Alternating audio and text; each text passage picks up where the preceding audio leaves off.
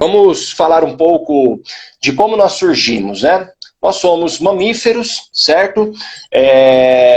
Então nós possuímos várias semelhanças com outros mamíferos, todos os nossos órgãos internos são similares, os nossos ossos são muito parecidos também, né? Toda a nossa estrutura óssea, nós somos também vertebrados, né? Antes de ser mamíferos, somos vertebrados, somos mamíferos, somos também primatas, tá, pessoal? Isso não significa dizer que a gente é macaco no sentido que a gente evoluiu do chimpanzé. Não, a gente não evoluiu do chimpanzé. O chimpanzé evoluiu para um lado, nós evoluímos para outro lado, né? Os nossos ancestrais, hominídeos, vindo provavelmente de um ancestral comum. Então, lá nos primórdios, deixa eu ver aqui, por exemplo, os dinossauros, eles surgiram há 256 milhões de anos atrás, aproximadamente. Tá?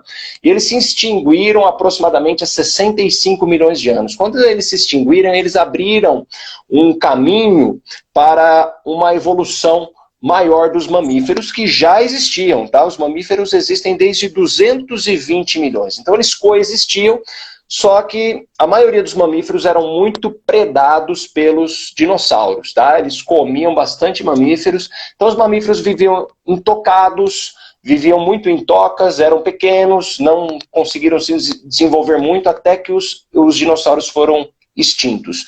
Quando os dinossauros foram extintos, provavelmente por conta de um asteroide que caiu na Terra, esse asteroide produziu um colapso ali nas placas tectônicas, então teve muito terremoto pelo mundo todo, né? Quando se chocou, gerou uma onda de choque, que foi e voltou no mundo, essa onda de choque ali, desencadeando muitos vulcões, muitos terremotos, e esses vulcões todos fizeram uma poeira muito grande, cinzas, né?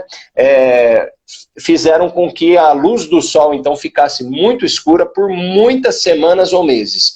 Isso, e, como a gente sabe, os répteis dependem da luz do sol para se aquecer. E os mamíferos não, os mamíferos eles têm a produção de calor interna.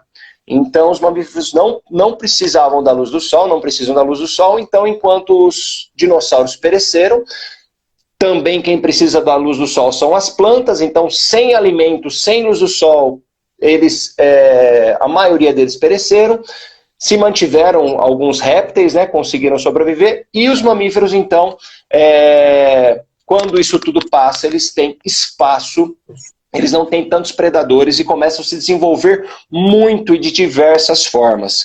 Os primeiros primatas surgem por volta de 30 milhões de anos, né? Macacos que subiam em árvores, então adquiriram esse tipo de comportamento mais arborícolas, né? Viviam mais em árvores, e somente 30 milhões de anos com várias espécies de macacos surgindo, se diferenciando, certo? De primatas.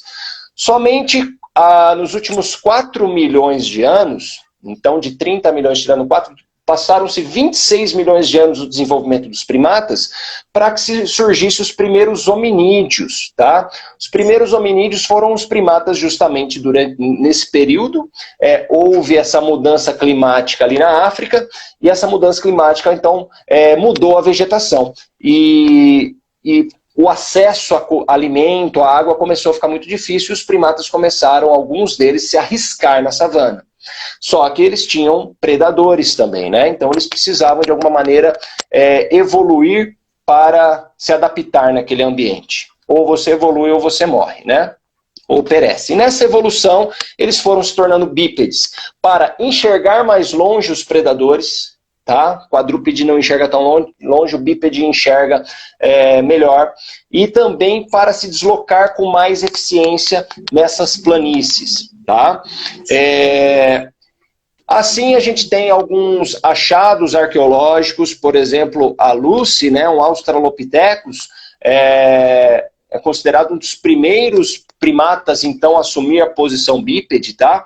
Tinha um cérebro muito pequeno, ela surge aí com 4 milhões a 3,5 milhões de anos atrás, mas apesar dela ser do gênero, da família hominídeo, ela ainda não é do nosso gênero Homo, tá? O gênero Homo vai surgir quase 2 milhões de anos depois com o Homo habilis.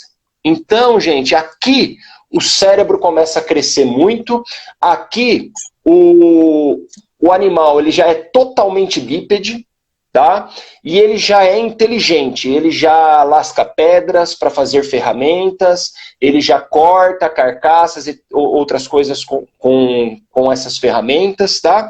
E nesses 2 milhões de anos, então, esses últimos 2 milhões de anos, é quando ocorre algo que coloca uma peça nesse quebra-cabeça, onde muitos biólogos evolucionistas, então, vão falar, opa, esses caras provavelmente corriam muito bem. Por quê? Né? Ainda não estamos falando do Homo sapiens ainda, hein, galera? O Homo habilis. E principalmente depois ainda com o surgimento do Homo erectus. Galera, tem muitos hominídeos, tá? Talvez centenas. Dezenas eu tenho certeza de falar para vocês que existem dezenas de espécies Homo, tá? Nós somos Homo sapiens. Sapiens é uma das últimas, a mais evoluída, e a única que prosperou. Tá? Eu vou citar apenas algumas aqui importantes porque elas marcam isso. Então, o Homo habilis e o Homo erectus ainda é mais evoluído, tá?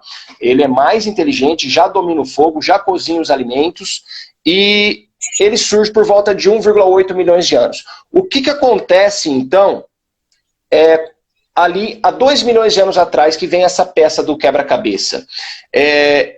Esses hominídeos têm um crescimento cerebral enorme.